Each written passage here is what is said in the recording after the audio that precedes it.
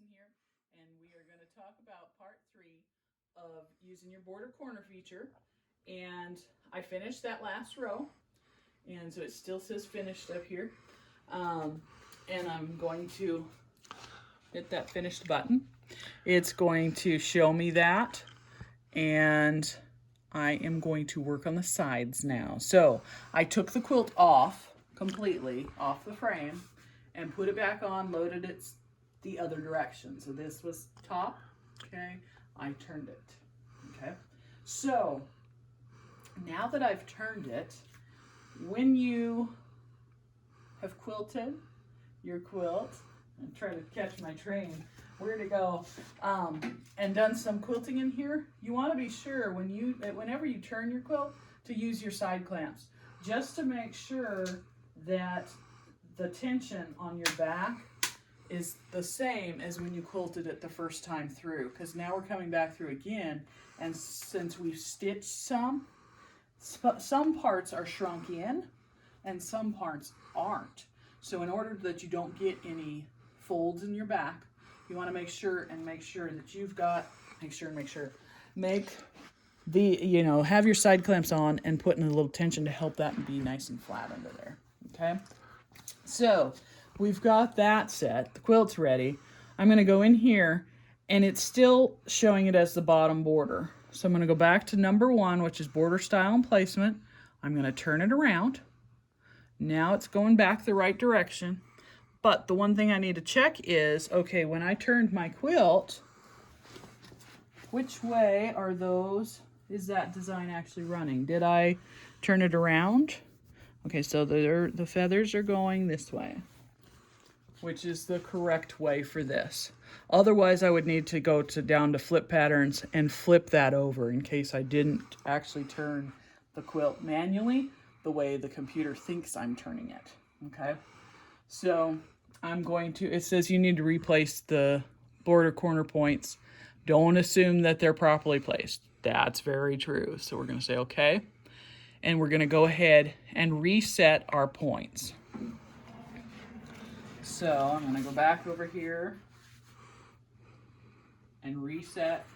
It says patterns outside my safe area and will be clipped when sewn. At the moment, I'm going to ignore that because once I change the sizing in here, it hopefully will come back in. Otherwise, I might need to reset my safe zone, or maybe I need to adjust where my frame is rolled and sitting. So we'll see. That looks like it's gonna fit there, but it really doesn't matter because that corner is not gonna be stitched. So I'm coming all the way back to the other side. This might be out of my safe area over here. We'll see. I bet it is going to be. Because if I go set this one, I'm going to be, yep, it's not valid. Placement's not valid, so try again. I am going to go out of that. Yes, we got to redo our safe area. So that's up in your toolbox up here. Reset safe area. So I'm going to set my safe area, which means I need to come on to over here, do my top left, and come all the way over here and do my bottom right. And you should have done this at the very beginning of your whole quilt, but because we turned it, it might be a different size if you used your quilt as your guide. So now I will try again and we'll see if we're where we need to be with our points. Okay, so pattern sizing appears to be well out of the intended range. Ignore that. Part of that is because of the fact that we're redoing. So don't worry too much about that. Just go ahead, get your points in place. Because once we do that, it will recorrect that size issue that's happening. And if it gets real frustrating with those buttons pop up, you can always go down to number 3, turn your corner off. We're going to exit and it's not going to be there. So that would help in the setting. Now I'll go back to number 1 because I got to go over here and place this side.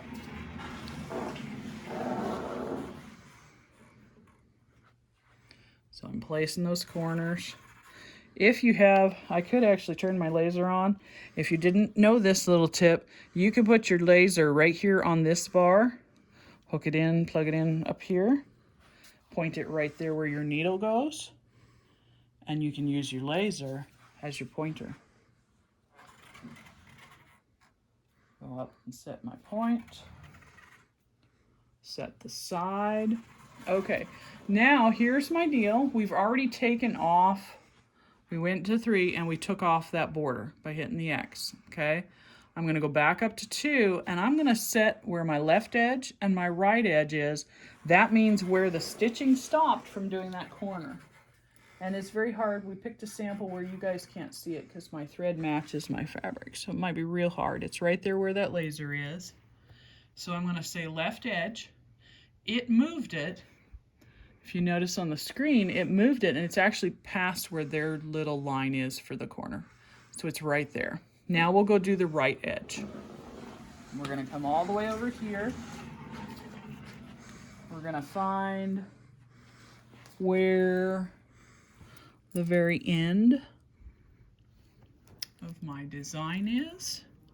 It's right there. I'm going to hit right edge on the computer screen, and now it shows it up here that it is right there. So now we're set there, and those are going the right direction. If, for instance, like when I showed you at the beginning, you need to go down and flip patterns and change it the other direction, you can actually use your flip horizontal and it'll flip the whole thing over. If you flip vertical, it's going to flip it this way. On occasion, I have needed to flip it vertical, maybe because the corner isn't lining up correctly or something. So that's just something to know. You can change how many borders are in there, your patterns. You can, right now I have autofill marked and it automatically fills what goes in there. But if I wanted that design to stretch and not stitch out so many feathers, I could actually make that minus. I'm not gonna hit it right now because I've already set my margin where I want them. But you can play with that and see what it does. Play with those other buttons in there to see how they do. The center is kind of a fun thing because it'll put a design in the middle. So play with those things. They're kind of fun to play with. I'm gonna say sew all, and I'm back to my sew placement screen. And there's one other thing in here. We're gonna do fabric compensation, and then I wanna show you this thing right here. I don't remember what it's called. But first I gotta do my fabric compensation, make sure this is where I want it stitching. I'm gonna go back a second, back to placement, because yeah, I'm just double checking that my margins got set, which they came from being saved, so they're good. But I just needed to double check that before I go into it. So I'm going into my plugins. I'm gonna hit my fabric compensation, and I'm gonna go ahead and mark all along there, making those adjustments to where that pattern's gonna stitch out.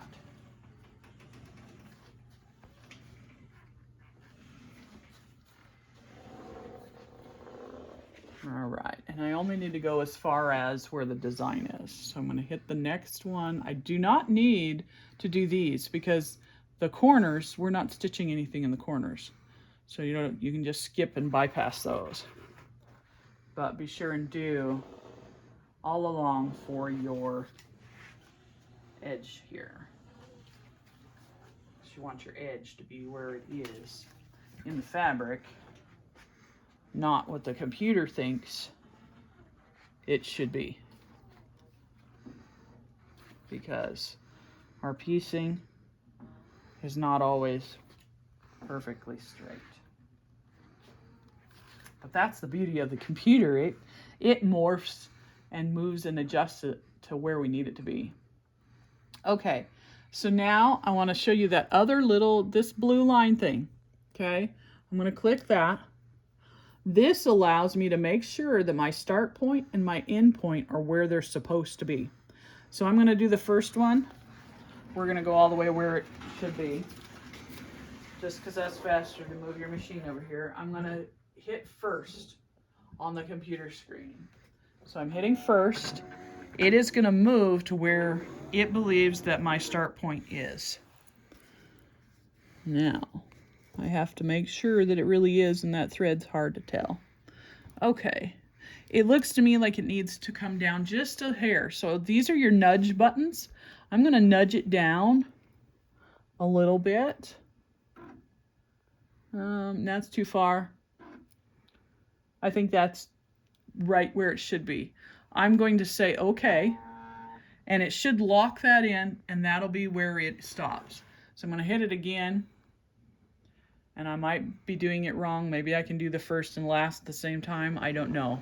Because I haven't really played with this too much, but I've played with first and last enough to know that I like it because it helps get it where it's supposed to be. So I'm going to hit last on this end. And that one looks pretty good. Maybe I'll nudge it up just a little bit. And I'm going to hit OK. All right. Then I go ahead and I say so, and I stitch out that border. It's ready to go. I bring it back over here, pull bobbin. It's going to move into place for me. I'm going to take my single stitch. I'm going to floss by holding that top thread. Hold my two tails and say so.